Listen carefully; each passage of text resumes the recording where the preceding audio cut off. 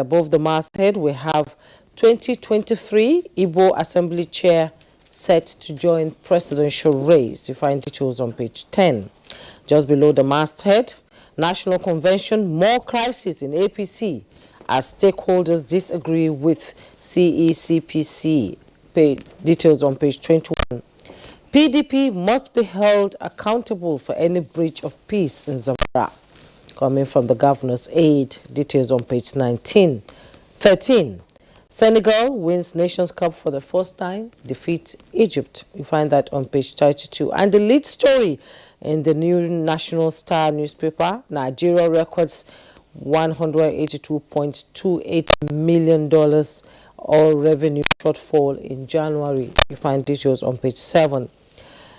2023 APC vows to defeat PDP in Akwa Ibom.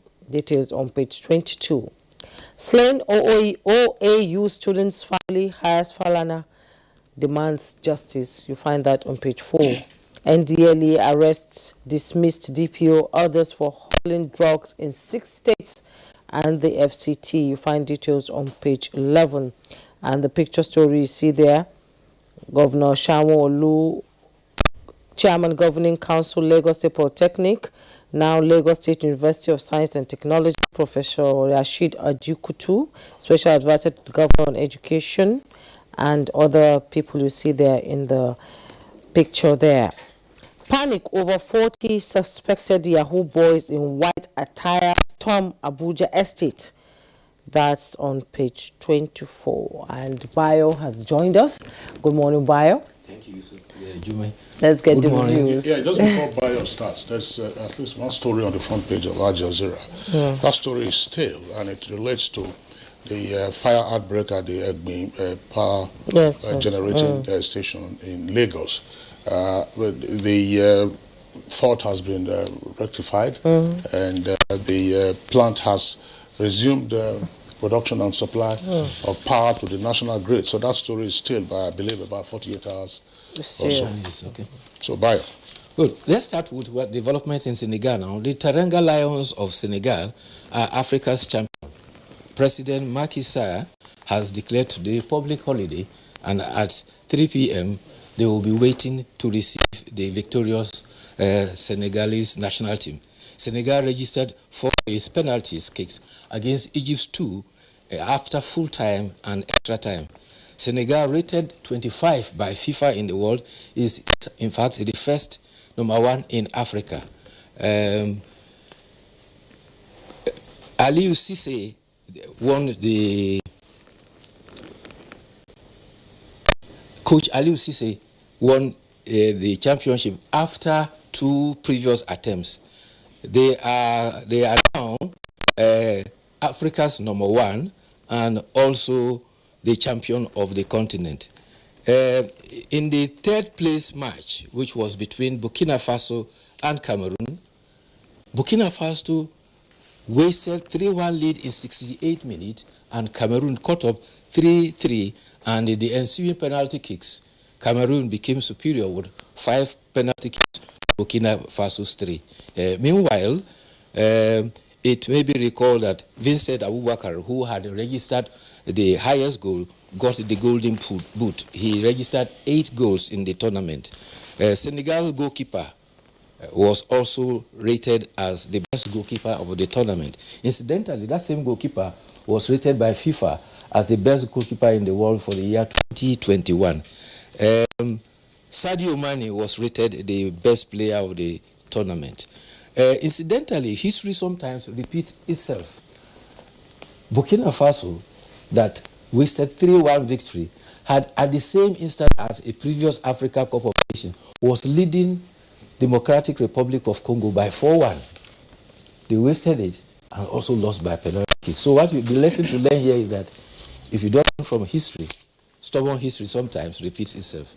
I think what happened was just the fact that the Burkinabe team let their guard down. They were leading actually 3-0. Yeah.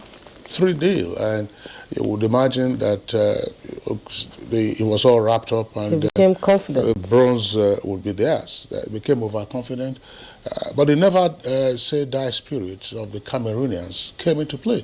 I mean, on the team level, you would probably be talking about a team like Real Madrid. Onto the final whistle, you are not confident. If you are leading Real Madrid, you are not confident that you can sustain that lead, or that Real Madrid would not score against you. That's the forward surge that you find from those players. So that was a third place match. The final, it was truly worthy of a final, and the Senegalese deserved to win. They could have wrapped up that match within regulation time. They were more adventurous, and the kind of shots and displays that they had were shots and displays that obviously worthy of a final. And I'm just a bit curious, because before the kickoff of the AFCON for 2021, which just ended yesterday, one of the coaches in the United Kingdom, team managers, whose players were coming to AFCON, had dismissed the tournament as not truly a tournament that would magnetize global attention and otherwise. And it did. That's right. I mean, that was purely either ignorance or sheer arrogance and racism. The stadium was filled to capacity Absolutely. yesterday. I was so The impressed. whole tournament was a beautiful spectacle of a carnival at the football tournament that the continent of Africa should be very proud of. But I still feel that the Egyptian goalkeeper didn't get the prize he was supposed to. That guy was motivated the He team. got the man of the match. That wasn't enough. No, well, I mean, the Egyptian still goalkeeper, felt. it was fantastic. No question about that. Fantastic. I mean, He he saved the Egyptians within regulation time in that match. And, well, there has to be a winner, and then there also has to be a loser. In this case, Senegal. I think that Senegal had been underrated over the years. Senegal got to the quarterfinals of the World Cup, I think in 2002. Yes. When you had the Korea and Japan World Cup. Yes. Unfortunately, they ran out of steam. And they are a disciplined and organized side. And over the years, Nigeria has always had difficulty in taming the Lions of Senegal. They had a great player in those days. He's late now, Yus Bokande. Yes. If you remember him, Yus Bokande. On the pitch, he was on the same season and time with Stephen Keshi and the other great players that Nigeria has produced. And what other takeaway from the East? We need to look inwards. Yes, give it to them. Indigenous coach. Give it to them. Yes. They have had for years this age group training camps in Senegal. And that's why Something we used to have before. if you I look wonder at what happened now. the profile of their players, they come from leading clubs around Europe. Yes. So And those boys are young. yes, Yeah, very boys. young. Young and Yes, determined boys. and Young boys. disciplined. I mean, when you see a disciplined player, it is evident on the field of play.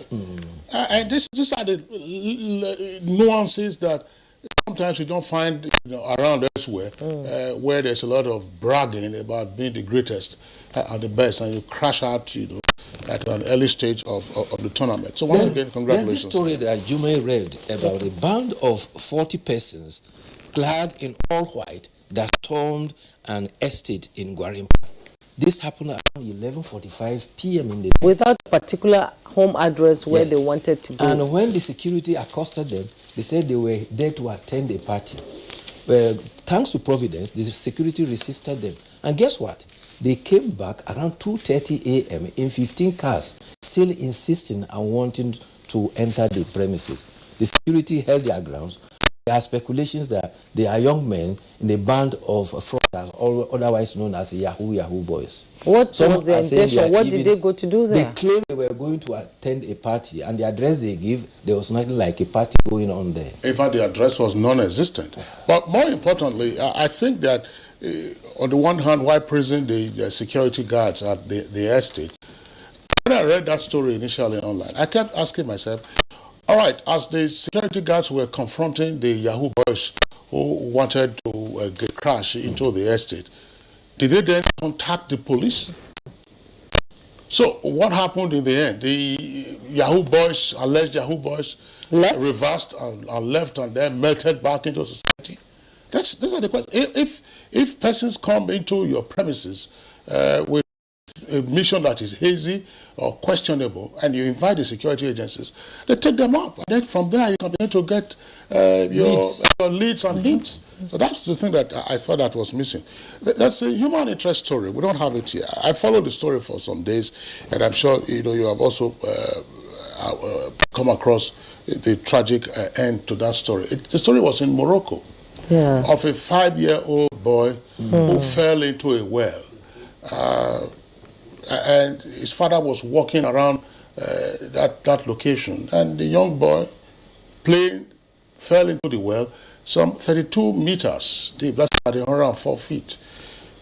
The beauty of it was that the Moroccan authorities deployed everything available to try to rescue that young lad. At some point, they had to lower a camera that saw the young lad lying on his side.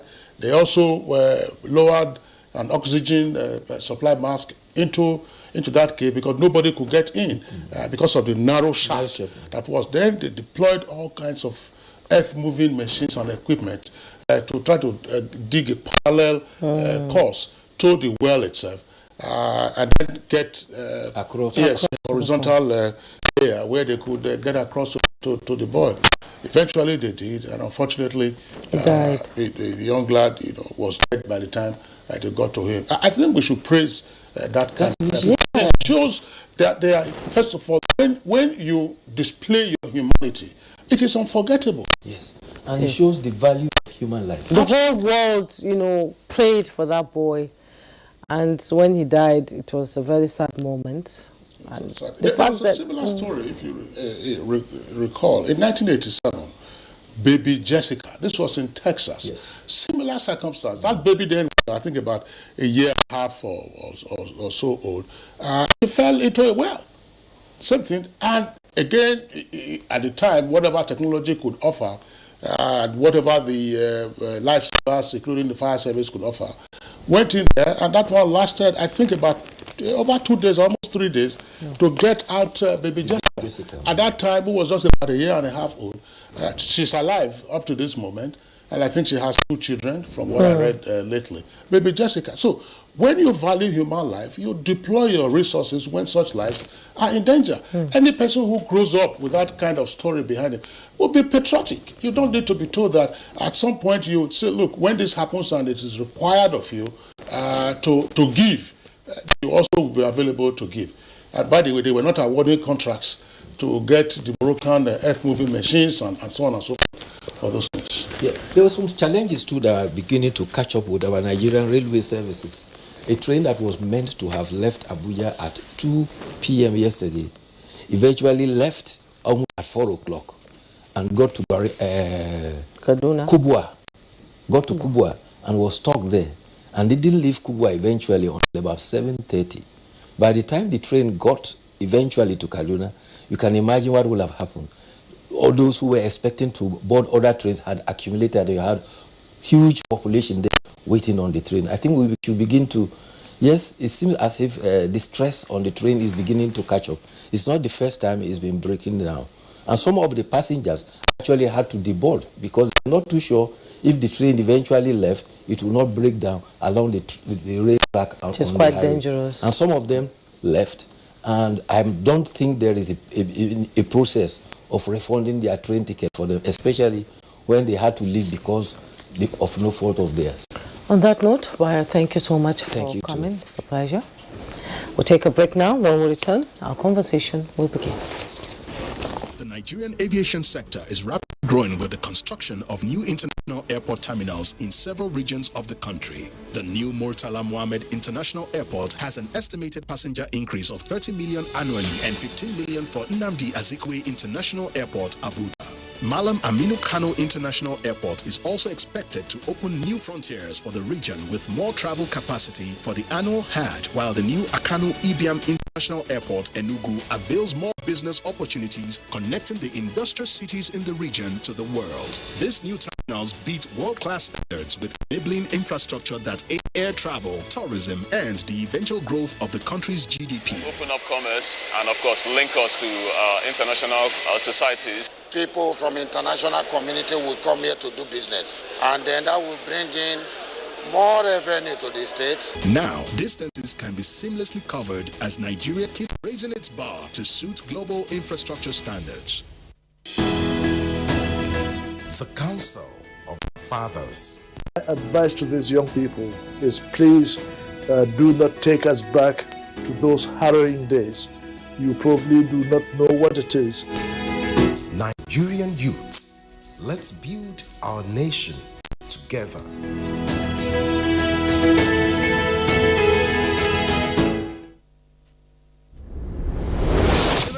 To the right. Bila, you go to the left. Just gotta do it. Thank you for the rejections. That taught me to keep striving. Thank you for the long hours. That taught me discipline.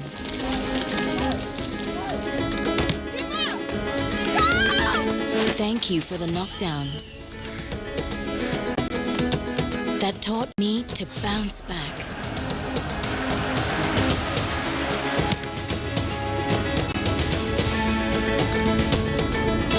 And for the unexpected victories, that taught me to never give up. Please welcome Dr. Chixi. Thank you for making me who I am.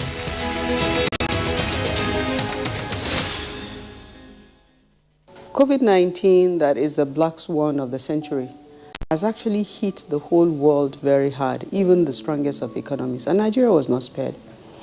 But due to the proactive stance and steps that the president has taken, we've been able to come out quickly. The president has consistently said we must invest in infrastructure, even as we're investing in human capital, that we must invest in infrastructure, because at the end of the day, that is what will bring about a sustainable economic growth. So the president has given us our directive. He has said you must make sure you pay salaries and pay pensions, but you also make sure that the critical projects of roads, railway, airports, bridges, major infrastructure that are meant to drive the growth of the economy, that we consistently invest in them, even if we have to continue to borrow to do so. This message is from the Federal Ministry of Information and Culture. Arise, O Nigerians! Let's applaud the courage of Flight Lieutenant Abayomi Dairo, aka the Aggressor, for his skillful and dogged escape from the bloodthirsty bandits in the forest of Zamfara State. 3 hearty cheers also to all military and security personnel who are tirelessly protecting fellow Nigerians from insurgency and banditry while maintaining peace and order. Nigerians are proud of Abayomi Dairo and all our gallant men and women in uniform for sacrificing so much to keep us safe. We admire your courage and we say thank you. God bless the armed forces. God bless Nigeria. This message is from the Federal Ministry of Information and Culture.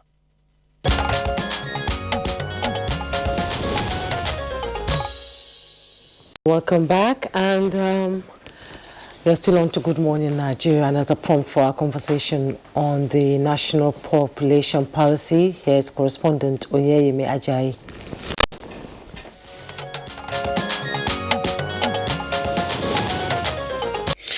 As of today, Nigeria's population exceeds 214 million, with continued increase expected as the day goes by.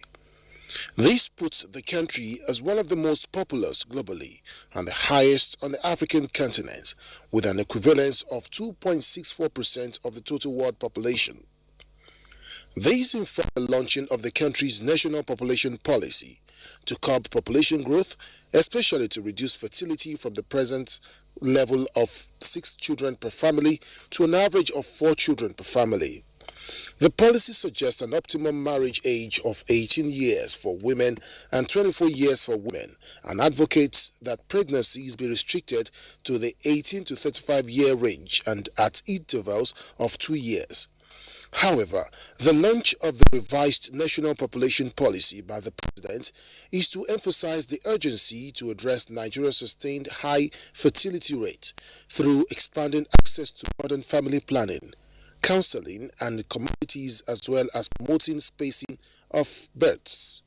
Important to note that the overall goal of the revised national policy on population for sustainable development is to improve the quality of life and standards of living of all the people of Nigeria, which is one of the major aspirations of this government. The new national population policy will pave way for Nigeria to enjoy accelerated economic growth and harness our democratic asset.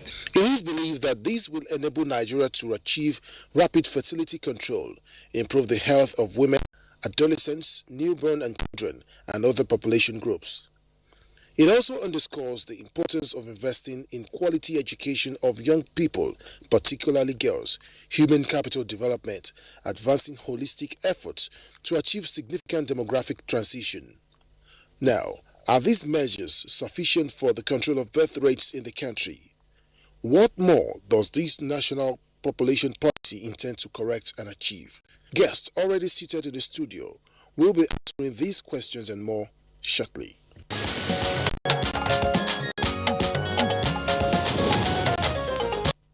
Yes, indeed. Oyemi Ajayi, thank you very much for that background. The guests are here with us in the studios. First, let's welcome Honorable Nasiri Issa Kwara, as Chairman of the National Population Commission. Chairman, pleasure to have you on Good Morning Nigeria. Thank you, Kingsley. Good morning, Nigeria. Also here with us is Ms. Margaret Edison, who is Director, Population Management at the National Population Commission. Ms. Edison, pleasure to have you this morning. Good morning. Thank you for having us here. We also have in the studio Ula Elizabeth Muller, Resident Representative of the United Nations Population Fund, Nigeria. You're welcome to Good Morning Nigeria. Thank you. Good morning and thank you for having me. A pleasure to have you join us. All right. Let's begin with the Chairman of the National Population Commission. We have the revised National Population Policy, this time for sustainable development. The first question, therefore, would be, why the revised version of the National Population Policy? Thank you very much, Kingsley. This is a very good question. We've had national population policies in the past. The first was in 1988. Then we had revised in 2004. Well, we have to revise because the success of the implementation of the 2004 population policy was very minimal. So we thought we should revise the policy, align it with the current realities. First, there's a changing profile of Nigeria's population. Then secondly, there's also need to align the policy to the global development agenda that we have. That's a sustainable development goal. So these and so many other factors necessitated the review of the policy. And we thank Mr. President for giving us the enablement to be able to do this. It was an all-encompassing exercise involving so many sectors of the economy, from the federal to the state and local government level and international organization. They all contributed to making the revision of the policy a success. And we thank him for launching the policy himself and inaugurating the National Council on Population Management. So what are the specific goals this revised policy intends to achieve? Okay, the goals are, one, essentially to reduce the rate of fertility and also to reduce the mortality rate, especially of children, and also to be able to attain the transition of the demography from, high age, young youth dependency to a population that is productive. That's a productive population giving them the enablement to be able to contribute to economic growth and development. By so doing, the economy is going to expand. What are the highlights of the revised population policy? The highlights, items by items that were revised from the old one to the new one. To the new one, yes. What key highlights? What are the key features? What differentiates the revised national policy from the pre-existing policy? Okay, see the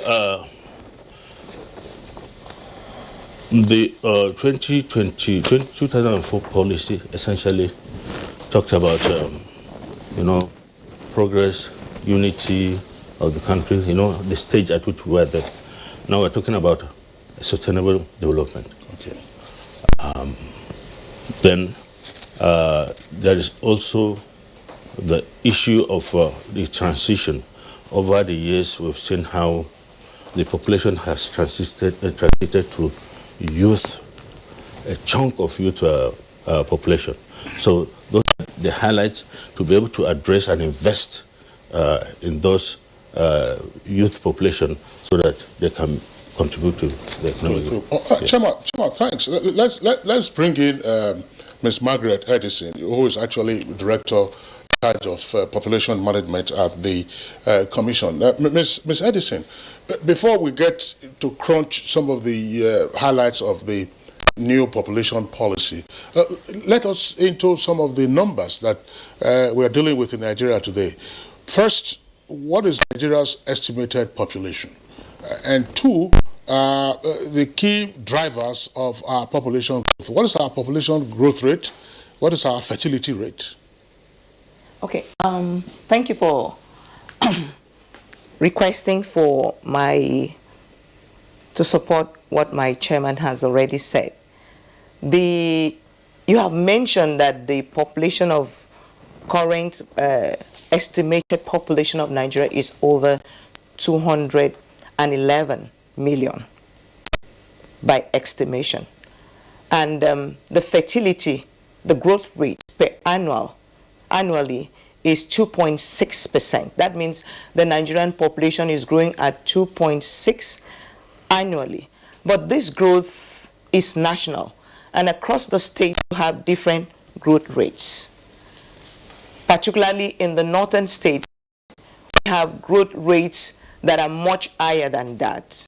You have where you have a woman, the average number of children a woman would have in the north is beyond 7 children, while in the south we have 4.5. So those are the things that are driving the population growth of Nigeria, is high fertility. We have been experiencing high fertility rates and low contraceptive prevalence rates. So they are running at par. The fertility is growing, contraceptive prevalence rate is low. Because when women accept family planning, when women practice bed spacing, when women accept contraceptions, then the fertility of that nation could be managed. But for Nigeria, the CPR is currently 12% for modern contraception and 17% for the overall contraceptive prevalence rate. So those are the things that are driving high fertility in Nigeria. Juma, I'm very curious. Before I would like Ms. Margaret Edison explain further.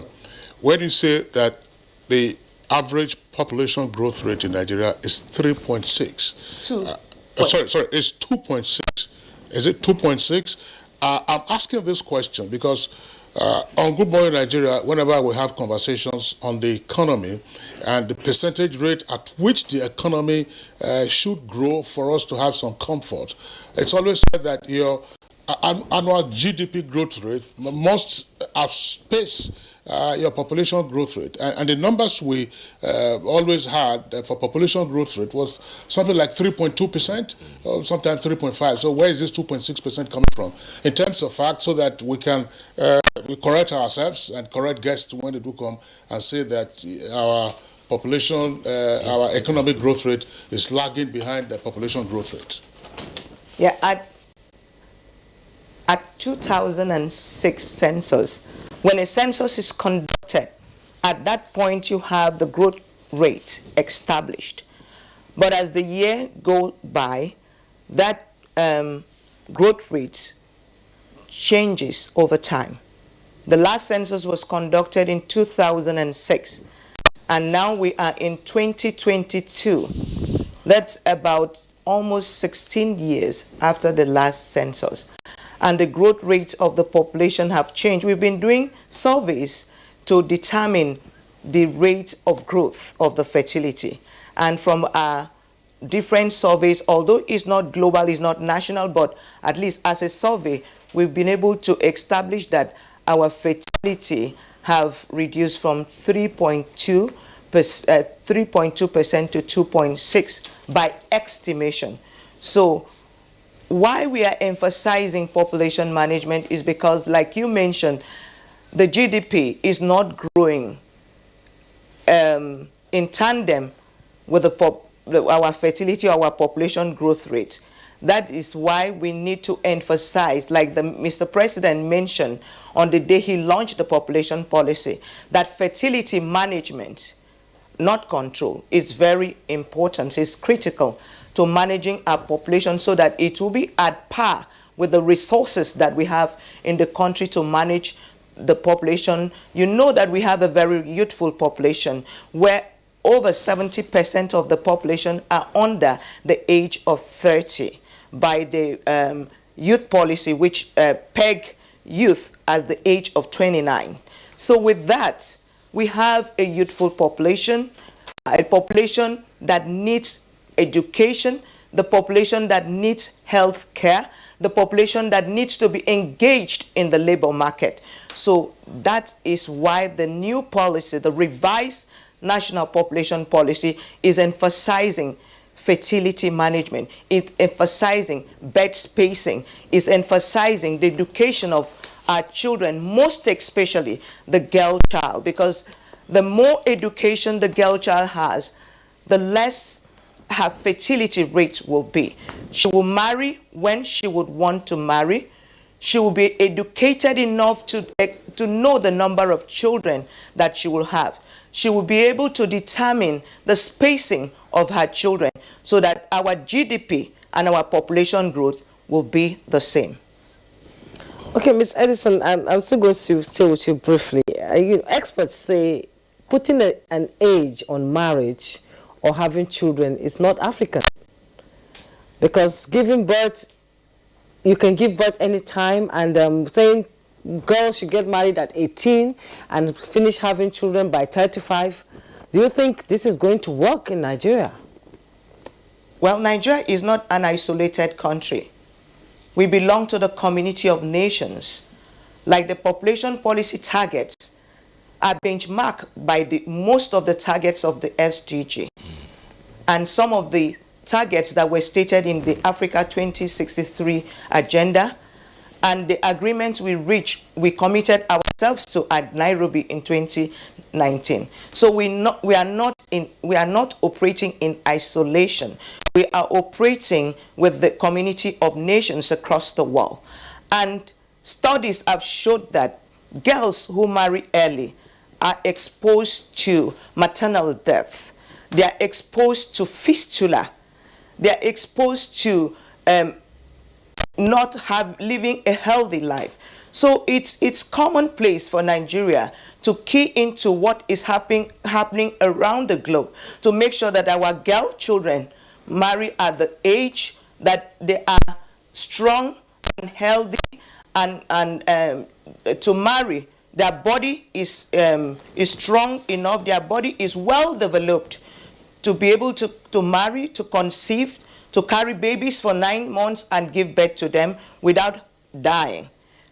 our maternal mortality rate is one of the highest in the world at 512 per 100,000 births. And the adolescents contribute to that volume of death. And we have seen that when we allow our children to mature before they get married and start having children, they will live long to take care of those children.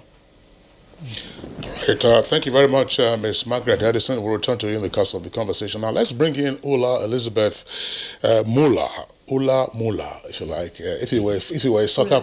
Ula is easier. Ula is easier. I would have thought... The M is silent. Oh, all right. That would have been great. Ula. If you were a soccer player, Ula Muller. That Muller. All right. She's the resident rep of UNFPA in Nigeria. Ula, let's have your take on the revised national population policy for sustainable development in Nigeria. I'm asking this question assuming that UNFPA, of course, would have participated in an advisory capacity in the drafting of the revised policy. That is a very correct assumption. We have supported and worked very closely with the Population Commission, and it is one of our key partners here in Nigeria. I think, as it was also explained by the chairman, it was overdue that we have a revision of the policy.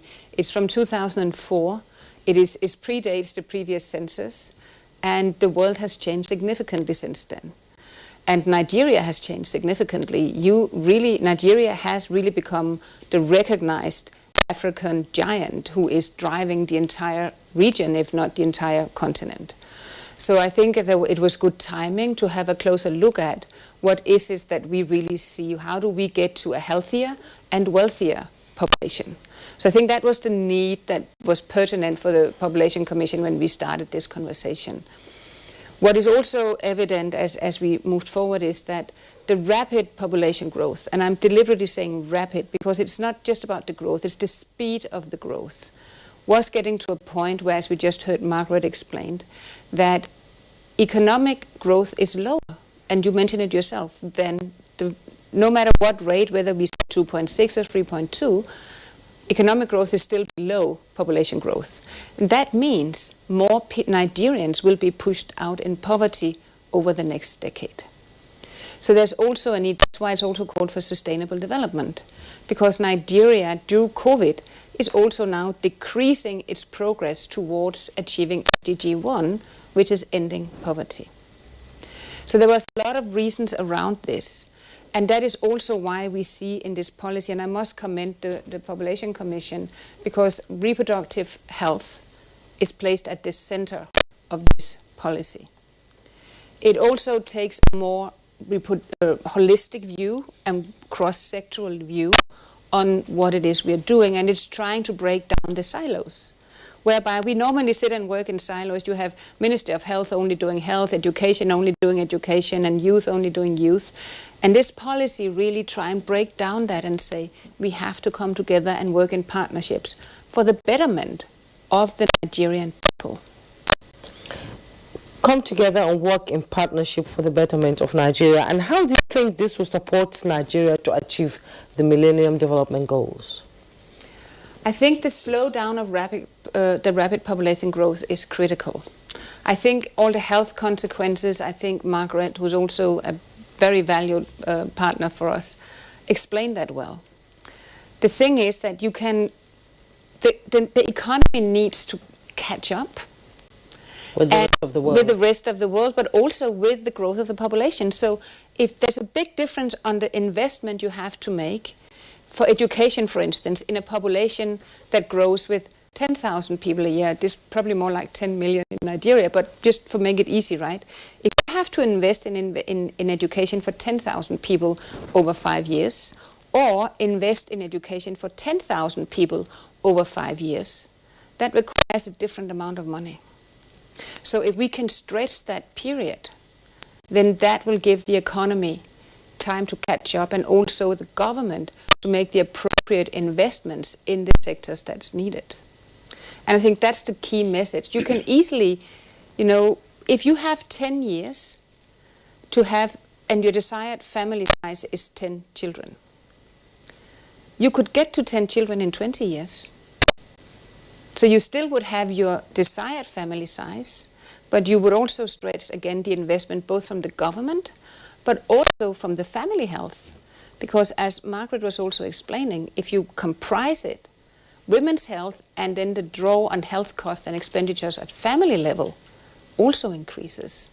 So that's why it's so important that we balance these things as we move forward.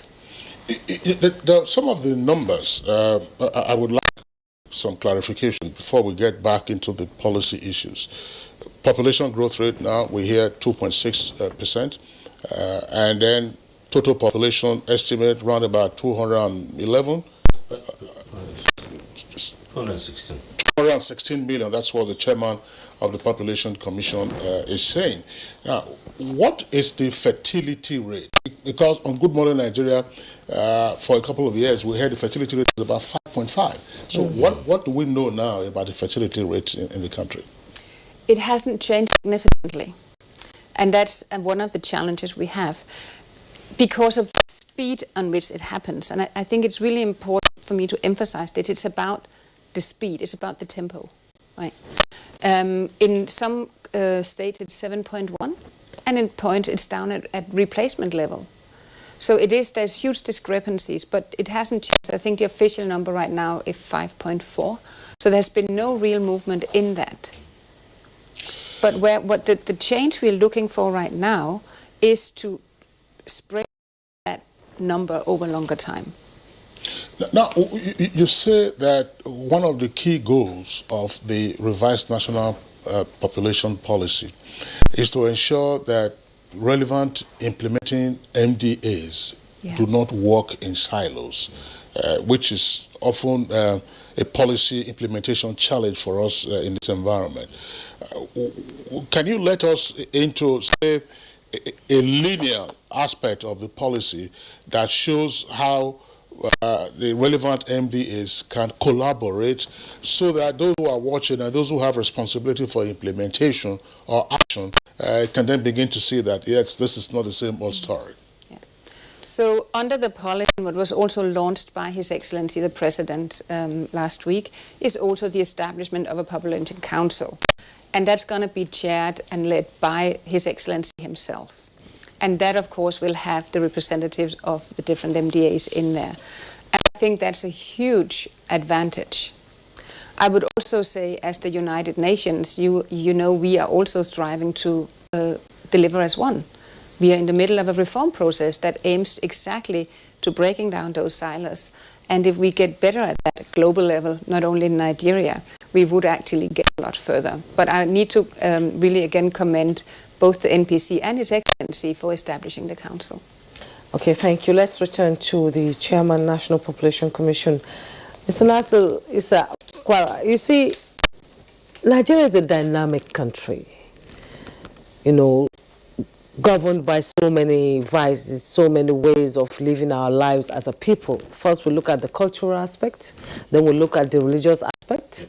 How can you work on the psychology of Nigerians to forego for contraception, spacing of children, which some people think they just can't do because they will say, my religion says I should have as many children as I want, or the culture will say your children are, you know, they will take your name forward when you die. It's a psychology that you need to work on to encourage people to key in and to buy into this national policy. What is the level of awareness? What is the level of education, especially if you go deep down into the rural areas? Thank you very much. This is a very good question because it comes to implementation. Yeah. First, I'd like to add to what Ula had said. Apart from the National Council of Population Management, there is also Population Advisory Council at a low level, and then there is Population Technical Working Group. This will, working as a group, will be able to make coordination easier instead of working in silos. That is one. Then, coming to the issue of culture, religion, and what have you, it is a very big challenge, and I think we have to address it. through education, like you said, advocacy, involvement for traditional leaders, religious leaders. Let's try and change our perception to life. Religion is sacrosanct, yes. This is actually between you and your creator, and yes, he says you should go and multiply, but don't go and multiply beyond the capacity of your that you'll be able to handle. So advice on spacing is very, very germane, very good to space. The advantage is not just about also reducing the numbers, but gaining health and actually not putting too much stress on the side of the pocket of the family, the budget of the family. So it requires really, really heavy investment in education, advocacy, right from top to down, and involving these stakeholders I mentioned. It's very, very key. What role is the National Orientation Agency going to play in this? Oh, it's a partner. Okay. It's a partner.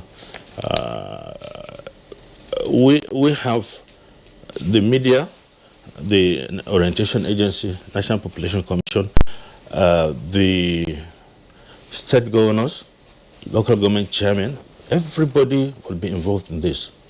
So it is very crucial that we change our attitude and orientation to life so that Nigeria will be able to experience sustainable development and give Nigerians high quality of life.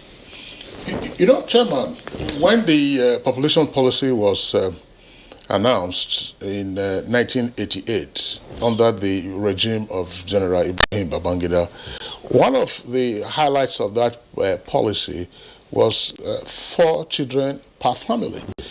And I recall that it generated quite some debate. And some persons were saying, all right, considering our social, cultural, and religious circumstances, what exactly are we looking at? What do you want to achieve? Is it 4 persons per family strictly, or 4 children per individual? And somebody said, look, or per wife, if you have 2, 3, 4 wives. If you have 2 wives, so that means that max 8. If you have 3 wives, that will give you 12. If you have 4 wives, that 16. Will give you 16. It was quite, people made a joke of it and all that. But today, almost 35 years later, we have seen how our population has grown. And some persons, of course, in this day and age, are bragging of having over 20 children and counting. So 50 children. So what? What everyone is chuckling. So, but we also see the consequences on the streets. We see the consequences in terms of pressure on infrastructure and demand for government resources. So I'm wondering, this new policy, is it still insisting on 4 children per family or 4 children per individual? What is it that we are looking at? What are the numbers to just guide people? Because you know, Nigeria, particularly the men, sometimes we you know what I mean. Okay. Increasing divorce rates, comes in, have children, leave, then another one comes in, has, That's the complexity of the current society that we live in. Actually, we are not specifying numbers. We are doing moral situation. We're not talking about birth control. We're talking about child spacing. To be sensible, use your own sense. You don't have the capacity to have 6 children, 8 children. Why? To take care of 8 children.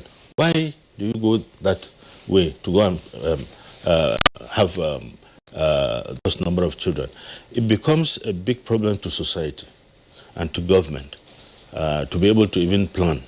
So there's no any specific number of in the current policy number of children a family should have, but try and improve the health of the family through child spacing, avoid early marriages, make sure a girl is matured to be able to get married, And those are the points we need to drive home to address, to change our culture.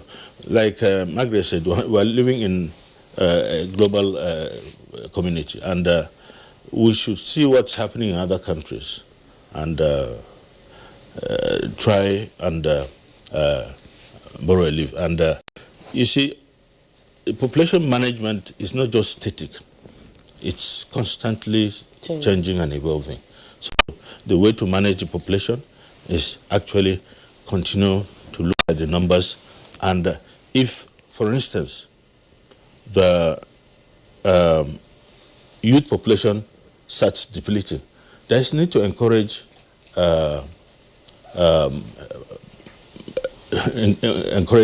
more birth per family. So it's actually a dynamic thing, given the figures that we have. And that's why holding censuses, carrying out surveys will give you the data to be able to drive all these policies. Okay, Ms. Margaret, it's quite a long time since the last census, and can you tell us how you arrived at this benchmark that pushed the policy, that drives the policy, the benchmark of 4 children per person, or the population we have now, 216 million. How did we arrive at that? You explained it sometime in the course of your explanation earlier, but how did we arrive at that with the number of deaths in Nigeria, with the number of insurgency, so much going on in this country that has sort of depleted the population. So how did we arrive at this 216 million? It's scientific. It has its scientific method of calculating. So we deployed the demographic method. There's a demographic method to calculating how the population is growing, and you know that the National Population Commission is a demographic institution, and we have a lot of technical people, and we deployed the techniques of demography to calculate that. We look at the birth rates, the current total fertility rate of Nigeria according to the 2018 DHS is 5.3. That puts that an average woman is estimated to have 5 children throughout a life of reproductive life. So, but it's like I mentioned before, in the south is lower and in the north is higher than the 5.3. So we brought in fertility, we brought in mortality, we look at issues of migration, and there are 3 major variables that determines the change in population structure, the population size, which is fertility, mortality, and migration. And our technical people deployed those variables to arrive at what we have today. So it's just an estimation using those variables to get that. That's why the National Population Commission, the partners, the donors feel it's very important that we conduct the next population and housing census to be able to really tell us the truth. We might even have a higher growth rate or even less than the 2.6, but that can only be determined at the point of an actual census. That is why we are calling for it to be conducted, because all that we are using are just estimation. All right. Thank you very much, Ms. Margaret Edison, for that. We'll return to the nexus between the national population policy and national population census, so that we have better explanation. Ula, I would like you to explain an aspect of this. Earlier you said that reproductive health is at the center of the national population policy. How much consideration was given to the political economy in population management under the policy? 2 issues. 1, some persons believe that you need the numbers to win election, and you can't get the numbers from out of nothing. you have to have human beings. The more you produce, the more voters you are likely to get on your side. Second point, population is also a factor in revenue allocation in this country.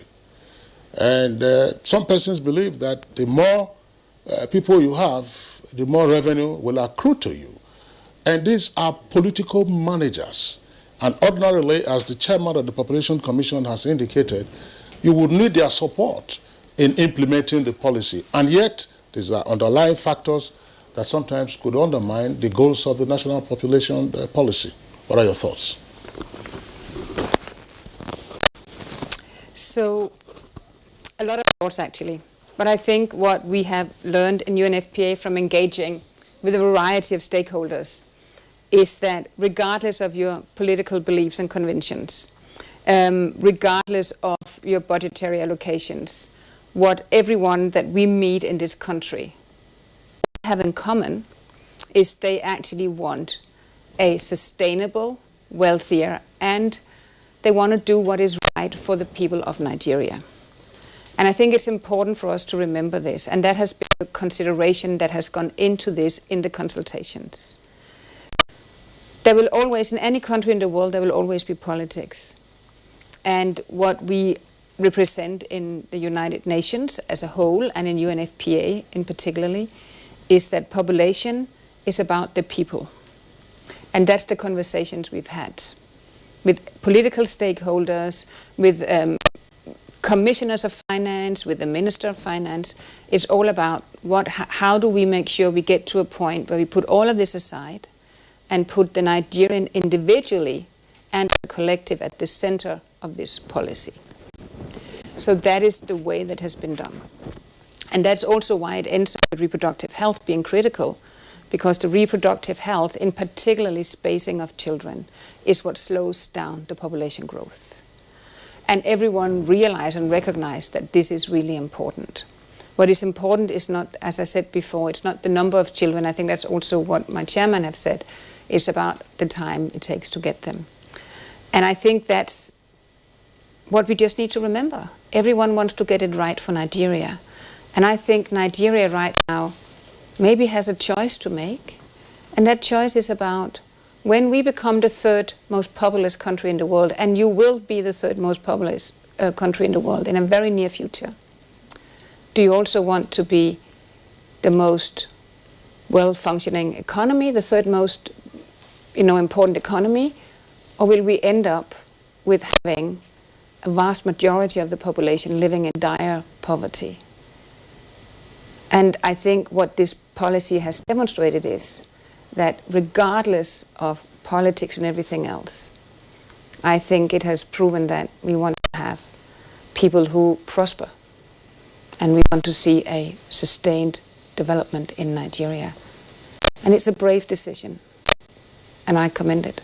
Yes, indeed, it's a brave decision, and the policy is coming on the heels of the recently launched 2021-2025 National Development Plan, which, focusing on making Nigeria the biggest economy in Africa and an emerging economy in the world. How can this national policy change the narrative? As I said, the key intervention, and I know it sounds like I'm just repeating and repeating and repeating, is the main intervention really is slowdown of population growth. The other very important thing, which is also going through also the National Development Plan, is the gender inequality in the country and bringing women to the table. And what we know is that when women also get influence on how many children they want, they are more likely to educate their daughters. They will also themselves be better educated. And that means they come in and become really important economic actors. And the investment in that, the lowest possible estimate is for every dollar you invest in a girl, you get a minimum of $4 back. And any good businessman would know that's a pretty good return on investment. So that's the two main things, is looking at the gender imbalance, the empowerment of women, and women's ability to make their own choices. And maybe just to add to that, in some areas of this country, maternal death is estimated to be almost 2,000. The highest estimate is 1,932. That means that while we have been talking here, a woman have died from a preventable cause that is related to children coming too close or her being too young. That's a life we could have saved. That is a contributor to Nigeria. It's an investment that the entire country is losing out of. And I think we sometimes forget to think about that. Yes, it's very much human beings and every life is valuable. But it's also a mother who is lost. And it's children being orphaned when their mother dies. So it has a lot of consequences for this. And what this policy aims to do is putting, again, education is critical, health is critical. If you have a well-educated population, and the people I've met here who has an education is really high level, high quality education. Nigerians are dynamic, they're well-educated, they're ambitious, they're go-getters. Just imagine all that potential throughout the country that could be released as we move towards 2050. And see if we can release that. I don't think anything can stop Nigeria. Absolutely. Nothing can stop us if we are determined. But what could possibly stop us or delay or drag is the political economy perspective that I raised earlier. And I still would like you to speak to this, because earlier you talked about fertility management as being a critical adjunct in realizing these objectives. In the past it was called birth control, and that tended sometimes to raise eyebrows. So fertility management. We've had conversations on this program in the past relating to the attitude of subnational governments in helping to drive the ends of fertility management, that the commodities are not available or there's less enthusiasm on their part. And as I said earlier, it's a serious point when people are talking about saying, look, getting the numbers for election and then also getting the numbers for revenue allocation. So how do we deal with this? How do we communicate this to the managers of the political economy who are critical implementers, I believe, of this policy? You could also argue the critical implementers are the people of Nigeria. So I think we have a role to play in informing people about this policy and empowering people to make their own choices. How they interact and how they choose to vote in the end, that's a human right that is for them to decide. I think what we need to be careful about, and we've spoken about that already, is how do we start engaging in communication so that this is, because the worst thing that can happen with this policy is that it gets buried. That's right. Yeah, we have to find a way, and we are already now talking about how can we make it a more accessible, because right now it's a typical government document that most people, when they've read 2 pages, they're going to put it on the side. Yeah. So we are talking now about how can we make a more user-friendly version. How can we translate it into the different languages? How can we get it into the communities? And this is also where not only the different MDAs, but also on the UN side, for instance, we would be talking to UNICEF, who does a lot of work with children and education, and say, how can we get it in here? We'd be talking to UNDP, who does stabilization, and say, how does this work here? To UNESCO, to everyone, and say, how can we do this? And how do we bring in our government partners? I think it's information, and if the information goes wrong, then I think that might be what can remove the carpet underneath the policy. I think it's about communication, and I think trust the Nigerian people. Once they know something, they will figure out themselves what they want. And once women know something, they will too figure out themselves what they want. And that's the real game changer.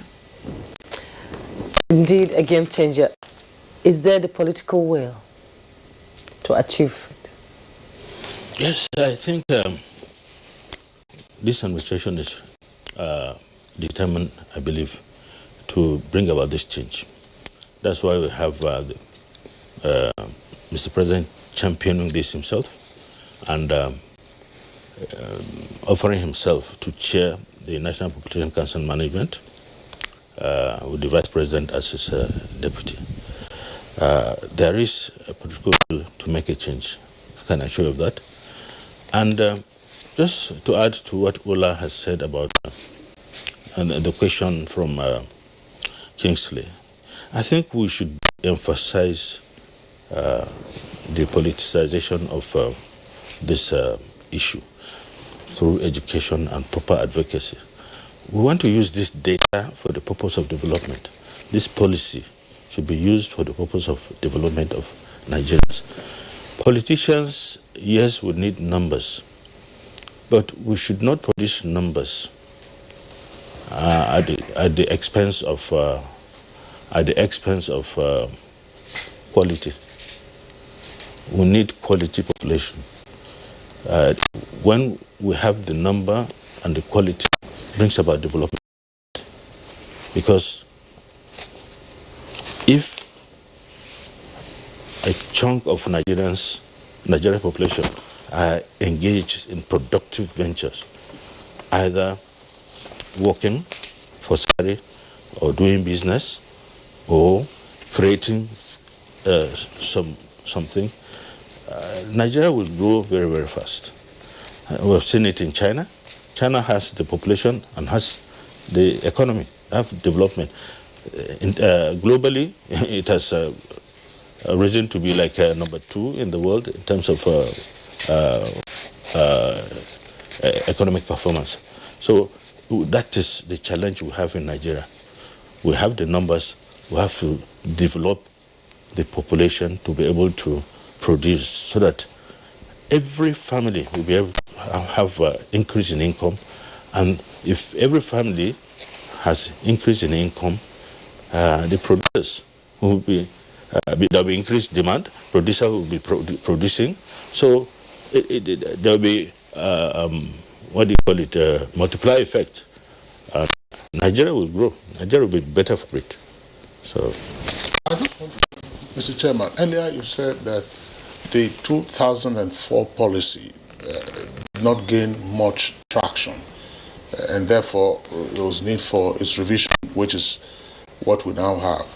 Why, in your opinion, did the 2004 policy not achieve much, so that there are lessons to learn in seeking to implement the new revised policy? I think after the implementation, subsequent administration did not invest in implementing that policy. So that's why after the launch, we need to go out, mobilization. At this level, it's been done. We get to the state level and local government level. It has to really cascade down to the lower levels. It will involve everybody. We involve all the stakeholders, the National Assembly, the state assemblies, the councils at the local government, the traditional rulers, religious leaders, community leaders. We have to involve everybody to make sure we have this succeed. Okay, Nasir Isakura, thank you so much for that. We'll take a break right now. When we return, the conversation will go deeper as we begin to round up. Don't go away. Thank you.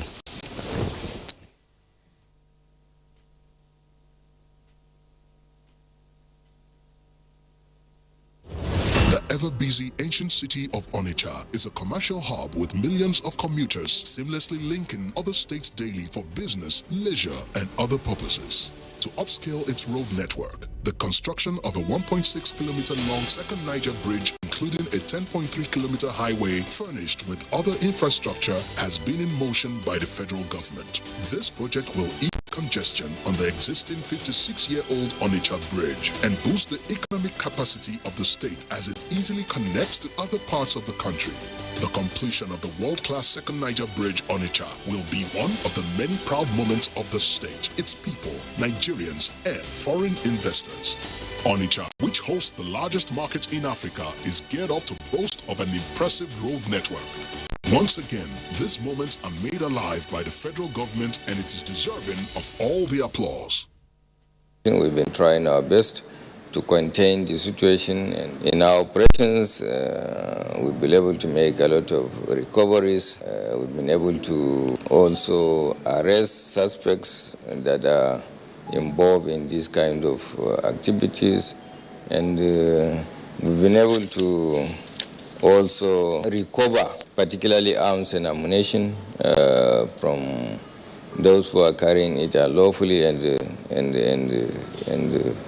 disturbing the peace of the people. But generally, our morale in the Nigerian police is always guided by our commitment to do what we have sworn to do. Peace and security must be looked into as a priority by all, to look at security as the business of all of us. This message is from the Federal Ministry of Information and Culture.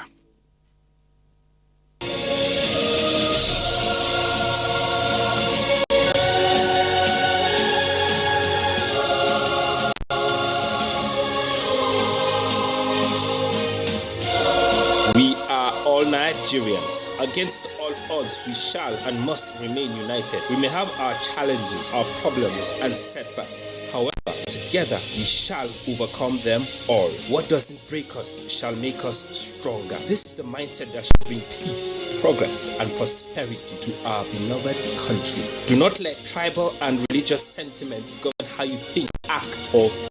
Don't be influenced by those who want to destroy our precious national unity. Everybody who's a Nigerian is your brother and your sister. This is the mindset of the new Nigeria. It is also the mindset that we must all adopt. Let us support each other in creating the Nigeria of our dreams. This message is from the Nigerian Television Authority, NTA.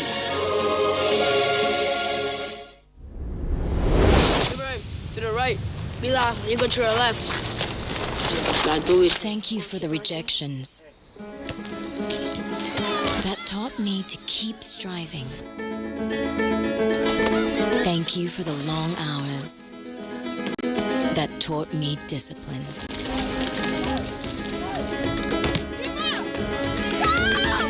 Thank you for the knockdowns. That taught me to bounce back.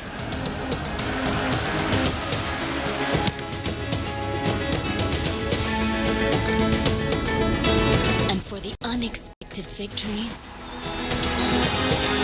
that taught me to never give up. Please welcome Dr. HC. Thank you for making me who I am.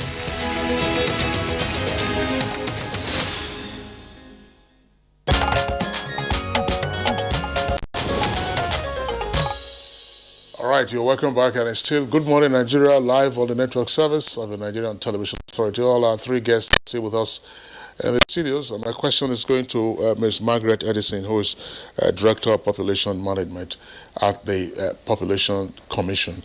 Ms. Margaret Edison, well, tell us in terms of the implementing partners or implementing agencies, what will be the shared responsibilities going forward? Thank you very much. The one of the key highlights of the revised policy is partnership. And like Chairman earlier mentioned, we have an institutional framework provided within the context of the policy, starting from the National Council for Population Management. We have the Population Advisory Group. In that group, there are 15 members, and it cuts across religious leaders, traditional rulers, and eminent persons in the field of population and development to constitute that body, and it will be chaired by the chairman of the National Population Commission. We also have the Population Technical Working Group that has the membership drawn from all the multi-sectors of the Nigerian economy and government, and that includes partners and donors like the United Nations Population Funds, the civil society groups, the media, to work in that framework to provide support for the National Population Commission to coordinate its role, and also to implement activities and programs that will lead to realizing the goals, the objectives, and the targets of the policy. So within the context of coordination, collaboration, partnership, everybody, if we look at the content of the policy, everyone is assigned roles and responsibility even including the armed forces, including the private sector. The private sector is to support the donors and partners to generate resources to support the implementation. Like the chairman mentioned, the 2004 NPP was a little bit a failure, I would say, because there was no sufficient awareness creation, there was no sensitization, there was no ownership from all the parties that are supposed to be involved in the implementation of that policy. So we intend to have a very robust sensitization, awareness creation, ownership from the national to the state levels, which are where the people, the real people, are living, then to the community level. So everybody is going to have role or responsibility at one point or the other to support the implementation of the policy, tracking of progress, like the civil society are supposed to work with us to ensure that the targets of that policy is realized. They will be like the watchdog, calling us to order to make sure that we do the right thing. The United Nations and all its partners who work with us on population and development issues will provide the technical support and to an extent some funding to make sure that that policy is, the targets of the policy are met. Then the National Council on Population Management, which is chaired by Mr. President, and the Vice President at the Deputy Chair, will also provide direction and guidance at that level to make sure that the content of that policy is fully implemented. So you can see that everybody has a stake, including the media, including the NTA and all its conglomerates that are supposed to work with us to educate the public about the content of the policy. And that is why you have brought us here this morning, and we are very grateful for you to bring us here this morning to tell Nigerians that we all have a new population policy. It's not for the National Population Commission, but it's for the people of Nigeria. That is why Mr. President emphasized that the overall goal of that policy, which aligns with the administration, the heartbeat of this administration, is to improve the quality of life and the standards of living of all Nigerians. So we all have stakes at one point or the other. So what legislative framework is being put in place to push the implementation of the policy? Sorry? Legislative framework that is being put in place to push implementation. You can see that we had the Senate chair on population and national identity during the launch of that policy. And at the legislative, they're supposed to legislate for us to have enough funding. They are also to legislate to call to order the governors, the community, the religious leaders, the traditional rulers, the different interest groups and community to work with us, to give us all the support that we need to implement that policy. You can also read in the speech of the senator that day that they have made commitment at the upper and the lower house to ensure that all the legislative processes that will be required to implement that policy to its fullness will be provided. So the parliament is behind us to provide all the legislative support. Like you mentioned at the beginning, like the issues of the child rights. Those things will come into play during the implementation of this policy. The issue of child marriage will also come into play. Governors, states, communities will be called to order to ensure that programs, activities, strategies are put in place to address those issues legislatively to ensure that the population is the policy is fully implemented. Ms. Edison, will the policy require domestication by the subnational governments?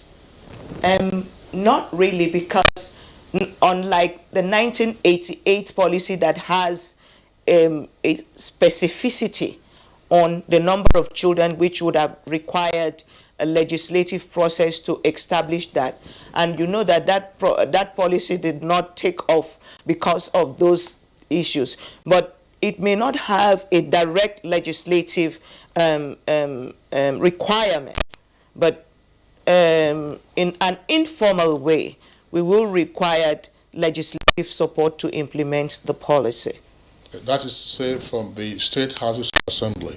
And, yes, from the national to the state houses of assembly. It's just that they will provide legislation in an informal way because... No, why should it be informal? I'm asking this question because we had the Child Rights Act for many years now. And there are still some, if you like, red states where the Child Rights Act has not been domesticated. Yeah, on the platform of the Child Rights Act, on the platform of child marriage, we need full legislative support from the national level to the state's House of Assembly to make sure that, I know currently it's about 24 states that have ratified the child rights out of the 36 and the FCT.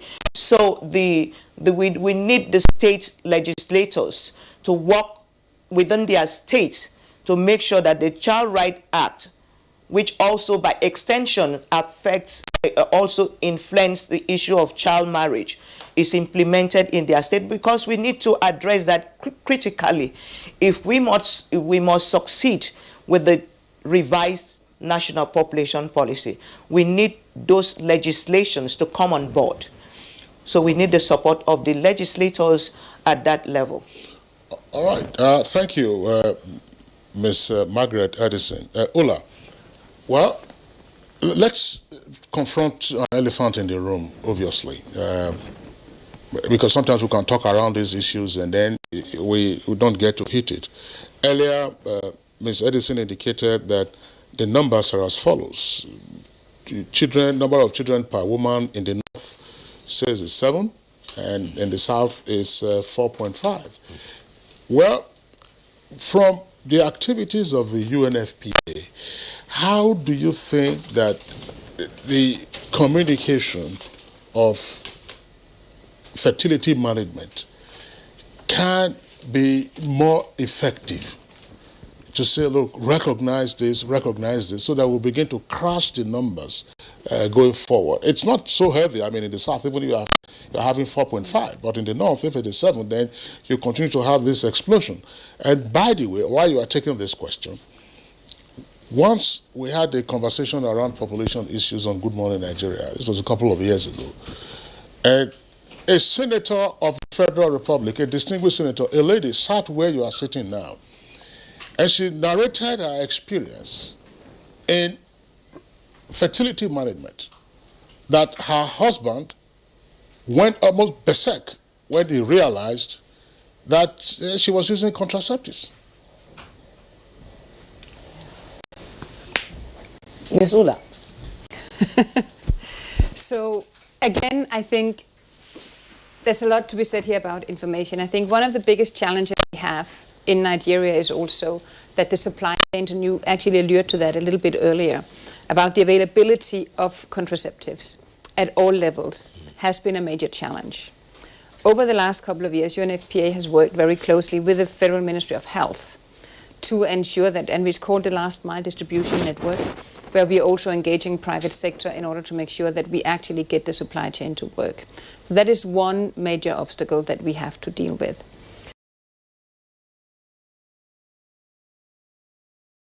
Work very closely. We have large programs in 17 of states, and we have engagement in all states across the country, where we engage with religious leaders, communities leaders, traditional rulers, with governments and societies around why it's important to space. And I'm deliberately choosing the word spacing because that really is the key message. It's not just a word, it's actually the correct word, because that is what we're advocating. And also the health benefits of that. Because remember, when we say 7.1, that means live birth. That does not include all the time a woman has miscarried or died during childbirth. So the real number of pregnancies is in many instances a lot higher, and that's a huge health implication that is sometimes life-threatening for women. So it's live birth, and we sometimes forget that. So it's about saying, if you do want to get to 7.1, and again, do it over 14 years, then you don't have those health implications for the woman. So there's a lot of this information that is just critical. I would like to also say what we have experienced over the last couple of years is that more and more states are actually buying into the need to do this. And they are also investing in ensuring commodities are available. So there is at national level, there is a national reproductive commodity basket, which we are managing in UNFPA on behalf of the government. And more states are now directly infusing funds into that. And that is an indication that they understand this is important. And then we will help them to make sure the supply chain works. So I do think there's a lot of things going on right now that addresses these issues. We have to work with men, of course. It's not the first time I've heard about someone who's, what did you say, go berserk? Yes. I mean, not all go berserk, but they're not happy, right? Because this is, ideally, it's a decision you make as a couple. But it's also important, and I think that is that we bring the men into these conversations. And have conversation with them where we talk, and my experience is that most fathers, most husbands, actually want what's best for the family. And if you take the time and have a proper conversation with them and explain this is why, most men will say, okay, I can still have my 28 children, then let's do it this way. The interesting part, though, is that once that starts and they start reaping the economic benefits, lots of couples change their mind along the way. Because what did you say before? What's in the pocket? Yeah, they see that impact. So I do think there's a lot of right things going on. I'm not saying it's easy, and I know there's a lot of elephants in the room. There's probably a complete herd sometimes. But we have to take them one by one, and we have to be unafraid. Because ultimately it is the future of Nigeria. It's a wealthier Nigeria we're looking at. And it is the lives of our mothers and daughters. Okay, at the level of your advocacy, how have you been able to clear the myth or truth that contraceptive causes cancer? Which is, a lot of people, no, I'm not going to take contraceptives because they say it causes cancer. Yeah. How do you enlighten women on that? So whenever we engage at community level, and we have a lot of civil society organizations and grassroots organizations working throughout the country, they have those conversations with the women and they explain to them.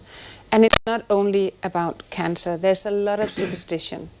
And I would actually like to take this one opportunity to say that also goes when it comes to vaccines for COVID-19.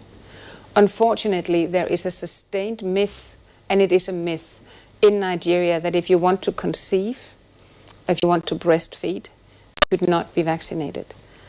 I would really like to take this opportunity and say that is not correct. It is safe to get your COVID vaccination, and you can still conceive, and you will still be able to breastfeed. I'm sorry, this is just because that's another health issue we are dealing with right now, so please forgive me for taking this opportunity, but it's important. You're on the right track. But it's the same thing, exactly the same messaging we do when it comes to contraceptives. We sit and discuss this, and we explain to the women and to the men what it is we're doing and to potential side effects. But actually, reproductive health commodities is some of the safest to use. And considering how much other medicine you can buy over the counter in this country that you probably should not buy over the counter, family planning is a lot safer. All right. Thank you, Ola. Let's bring in one more time the Honorable Chairman of the National Population Commission.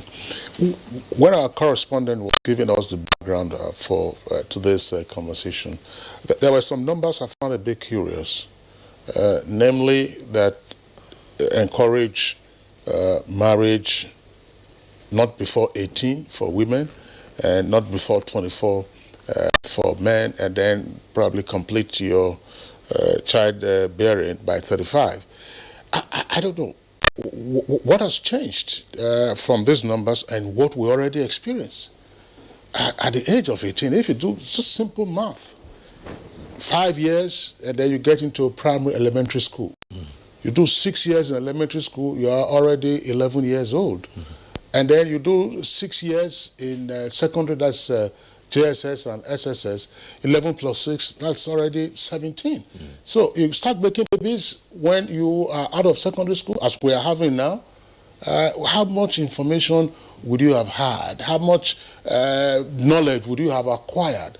If you were to then proceed to higher education, that would be another 4 years. That gives you 21. You've ruled out A lot better. That gives you 21. Yeah. And then you go and do your youth service, which is compulsory. That gives you 22. That's to say for men and women. Yeah. So for a man, 22, you are job hunting. Let's say the economy starts to experience a boom. Look, would you have stabilized to say 2 years later you want to go and do wine carrying and so on and so forth? To get married, that's why I'm just asking, what has changed? I mean, is it realistic to say, look, you could get married at the age of 18? Okay, Kingsley, this is an advocacy issue. If we don't advise along that line, you have girls getting married at 13, 14, 15. But if they pass through the education institution to get to at least secondary school education, they will get to 18 years before they get married. So that will have allowed her to mature, and it will reduce the high rate of fertility. If she gets to beyond secondary school to university, it's even better. So at least she'll get more mature before she eventually gets married and starts bearing children. So all these things, we are putting these numbers to be able to address the issue of early marriages and high rate of high fertility rate. So it is not just that we are recommending, it's just to address an issue. Otherwise, that even if you're not going to the university, even if you're not educated, wait until you're 18 to get married. Yes. And for the male, 24. Yes. Okay, let's talk about this. Where are you in terms of preparation for another census? Okay, thank you very much. We have gone really far. Are we having any this year? Yes, by the grace of God. We have laid the foundation. We have done the enumeration and demarcation of 772 local governments. We have only 2 local governments remaining for us to be able to establish a frame, a national geographic frame, to be able to do both housing and population and housing census. The 2 local governments remaining are one in Kaduna State, Benengwari local government, and the other one is in Borno State, Abada.